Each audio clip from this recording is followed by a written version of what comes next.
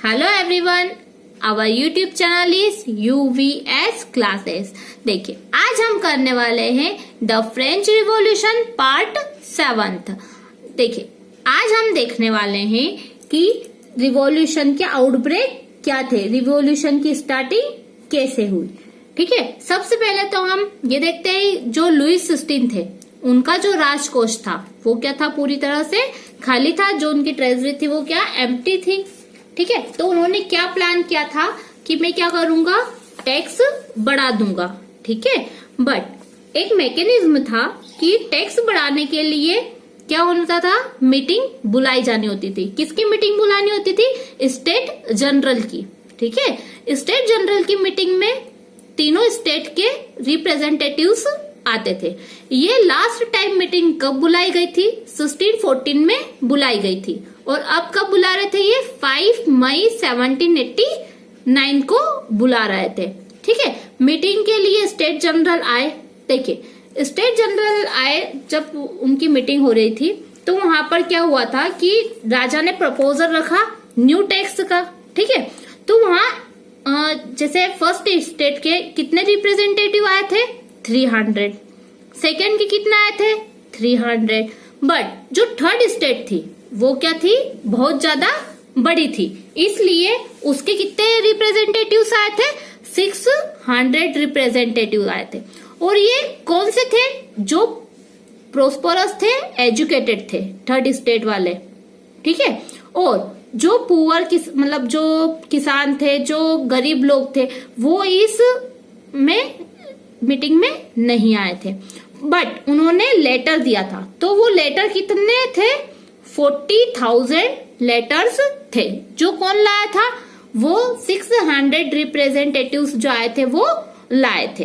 देखिए, वहां पर क्या हुआ था, जैसे हमारे यहाँ अभी क्या होता है कि एक इंसान है तो वो एक वोट देगा। ठीक है, इक्वल वोटिंग, इससे हम इक्वल वोटिंग कहते हैं। बट वहां क्या हो रहा था, वहां ऐसा बोल रहे थे वो कि एक स्टेट से ओनली एक ही वोट जाएगा। फर्स्ट स्टेट से एक वोट, सेकंड स्टेट से एक वोट और थर्ड स्टेट से एक वोट रहेगा। मीन्स ऐसे टोटल 3 वोट्स रहेंगे। अब टैक्स बढ़ाने की जो बात थी, वो फर्स्ट स्टेट वालों तो टैक्स देते नहीं थे, ना ही सेकंड स्टेट वाले थे, तो वो तो हाँ कर ही देते। ठीक है, तो 2 वोट्स उनके यदि ज्यादा होते तो ये 1 वोट तो कम होता ही सही उनका, थर्ड स्टेट वालों का, तो इसलिए उनके फेवर में ही होता, तो हमेशा ऐसा ही होता था। बट अब जो ये लोग थे, इनको क्या हुआ था, फिलोसोफर्स ने इनके माइंड को एक अलग ही शेप दिया था, एक अलग ही देखने का नजरिया दिया था सोसाइटी को। ठीक है, जो रूसो थे, फिलोसोफर रूसो थे, उन्होंने अपनी बुक, कौन सी बुक थी उनकी, द सोसाइटी कॉन्ट्रैक्ट, उनमें उनने क्या लिखा था कि एक vote 1 person, mean 1 vote 1 person, equal voting का हक सभी का होना चाहिए। तो ये बात सभी को उनको पता थी। ठीक है, आगे क्या हुआ, थर्ड स्टेट वाले थे, उन्होंने क्या बोला, इक्वल वोटिंग की डिमांड रखी। बट राजा जो थे, उन्होंने ये प्रपोजल क्या कर दिया था, रिजेक्ट कर दिया था। तो उन्होंने क्या किया था, थर्ड स्टेट वालों को थोड़ा सा गुस्सा आ गया और वो उन्होंने मीटिंग को बायकॉट कर दिया, मीन्स वहां से चले गए। अब वहां से वो कहाँ गए, तो वो कहाँ गए थे, टेनिस कोर्ट में गए थे। क्यों गए थे, क्योंकि वो एक नेशनल असेंबली बनाना चाहते थे, वो एक नया कॉन्स्टिट्यूशन लाना चाहते थे। क्यों लाना चाहते थे, क्योंकि उनको क्या मिले, इक्वल वोटिंग का हक मिले, सारे उनको राइट्स मिले। ठीक है, नेक्स्ट क्या हुआ था फिर कि एक मेराब्यू और एक अबेसियस, ये 2 क्या थे, फर्स्ट और सेकेंड स्टेट से ही बिलोंग करते थे। तो ये जो थे, ये किसके साथ थे, थर्ड स्टेट वालों के साथ में, क्योंकि इन्हें भी क्या लगता था, 1 पर्सन 1 वोट, मीन्स सभी को इक्वल वोटिंग का हक है, इसलिए ये किसके साथ थे, थर्ड स्टेट वालों के ये साथ थे।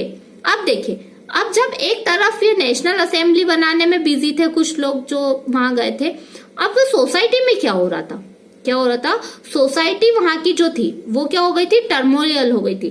टर्मोइल मतलब क्या होता है, वहां की जो सोसाइटी थी वो स्टेबल नहीं थी। ठीक है, वहां पर सब क्या हो रहा था, अस्त व्यस्त हो रहा था। क्यों हो रहा था अस्त व्यस्त, क्योंकि विंटर जो था वो बहुत ज्यादा हो गया था। पुअर हार्वेस्ट मीन्स जो उनकी फसल थी वो बहुत ज्यादा क्या थी, कम थी। और क्राइसिस इन कंट्री में क्या हो गया था, हमने आगे पार्ट में पढ़ा था सब्सिस्टेंस क्राइसिस हमने समझा था क्या होता है, जिसमें जो बेसिक नीड्स रहती है वो खतरे में हो, है ना, ये होता है सब्सिस्टेंस क्राइसिस। ठीक है, अब इससे क्या हुआ कि जो राजा थे वो क्या हो गए थे, बहुत ज्यादा क्या हो गए थे, डर गए थे। और उन्होंने क्या सोचा था कि जो लोग हैं वो मुझे कहीं नुकसान ना कर दे, तो वो क्या, उन्होंने क्या ऑर्डर दिया, किसको ऑर्डर दिया, अपनी सेना को ऑर्डर दिया कि आप वहां जाओ और सब अच्छे से देखो कि वहां क्या हो रहा है और क्या नहीं हो रहा है।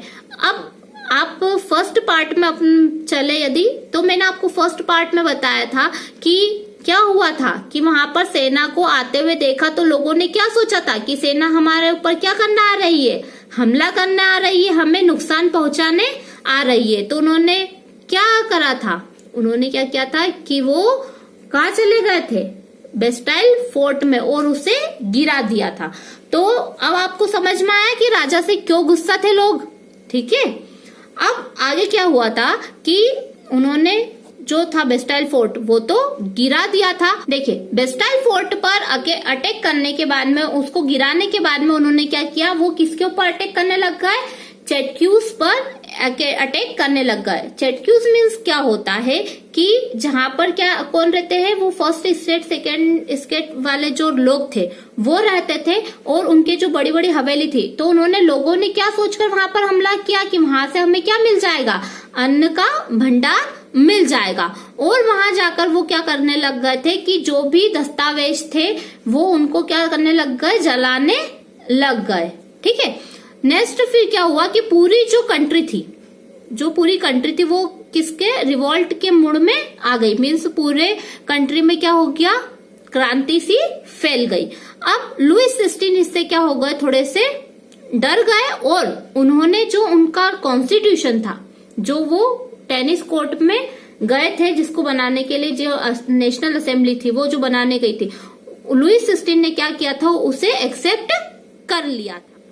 अब राजा ने तो एक्सेप्ट कर लिया था, और जो फर्स्ट स्टेट के लोग थे, क्लर्जी लोग थे, ठीक है, जो कौन थे, जो चर्च का जिसके पास में पावर था, जो फादर्स लोग होते थे वो होते थे, तो उनका जो थिटेक्स मीन्स जो टैक्स था, जो धार्मिक टैक्स था, ये वाला भी हमने पढ़ा था सेकेंड पार्ट में। तो ये जो था ये क्या हुआ था, हटा दिया गया था। और जो उनके पास में जमीन थी वो किसके पास आ गई थी, सरकार के पास आ गई थी, जिससे सरकार को बहुत सारा पैसा मिल गया था। आई होप आपको ये अच्छे से समझ में आ गया होगा। अब हम सेकेंड वाले पार्ट में मींस पार्ट 8 में समझेंगे कॉन्स्टिट्यूशनल मोनार्की क्या थी। ये हम नेक्स्ट पार्ट में पढ़ेंगे। Thank you.